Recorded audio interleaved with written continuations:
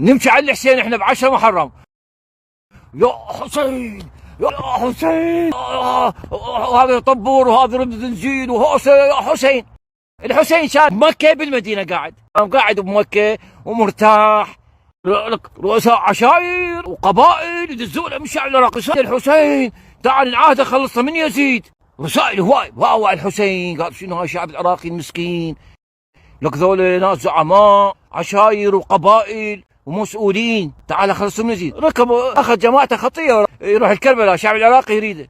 تلقوه وين تلقوه؟ بالاردن. واحد قال له وين رايح؟ قال له العراق. قال له ارجع. قال له ليش؟ قال له يقتلوك هناك بالعراق يقتلوك. قال له لا هاي، قال له يقتلوك ارجع. الحسين ما سمع كلامه، وصل الكربلاء باوع، شاف ذول الدزال رسائل كل من وسيفه. شوف قال لهم شكو؟ قال له اليوم نقتلك. قال لهم مو انتم دزيتوا علي؟ قال له اي دزين، بس يزيد اعطانا دراهم فلوس، اشتراهم بفلوس يزيد، نقتلك. قتلوا الحسين. قالوا انتهت المعركه الحمد لله، وشو يابا قتلتوا الحسين خلينا نرجع. قالوا لا لا لا لا لا، لازم نقتل جماعته اللي وياه. قتلوا جماعته كلها صفوها، قتلوا الحسين وجماعته ما حد بقى.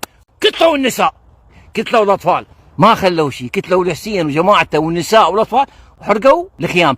هو هذا الشعب العراقي، واحد ينافق على الاخ، واحد يكره الثاني، واحد العراق واحد يحسد الثاني، جيرانه اخ يكره اخ. يا كلب ابن كلب قص.